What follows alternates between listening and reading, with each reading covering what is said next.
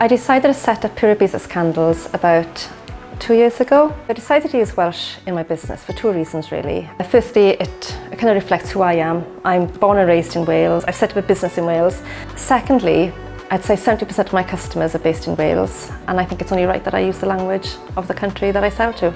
So I've used Helo Blod to translate my profile on social media, for the descriptions of my products online. So I'm hoping to use Helo Blod to make Welsh more visible across all my business, particularly on my packaging. I think using Welsh really helps bring communities together. I speak Welsh but at a very basic level, and I don't think it's really good enough to use in my business.